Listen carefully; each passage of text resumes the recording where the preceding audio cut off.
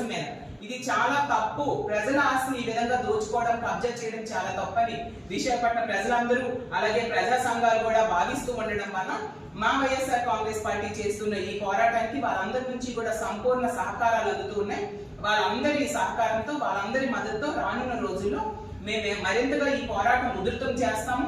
రానున్న రోజుల్లో మళ్ళీ మా వైఎస్ఆర్ కాంగ్రెస్ పార్టీ రాబోతూ ఉంది.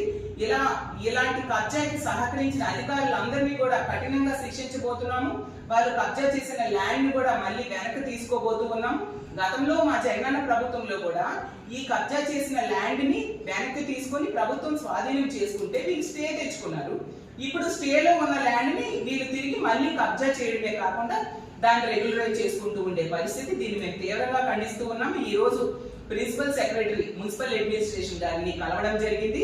ఎమ్మెల్సీ గారైన కొంబా రవిబాబు గారు, మా మాజీ మేయర్ గారు హరికుమారి గారు, అలాగే మా కార్పొరేటర్స్ ఉరుకూటి రామచంద్రరావు గారు, ఇమ్రాన్ గారు, అలాగే మేమందరం కూడా కలిసి ఇక్కడ జరిగిన నిబంధనలకు విరుద్ధంగా, చట్ట విరుద్ధంగా ఆ రోజు కౌన్సిల్ సమావేశంలో జరిగిన అంశాలన్నీ విపులంగా మున్సిపల్ కమిషనర్ గారికి ఈ రోజు చెప్పడం జరిగింది.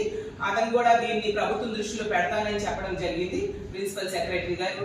సో రానున్న రోజుల్లో మా పోరాటం మరింత ఉధృతం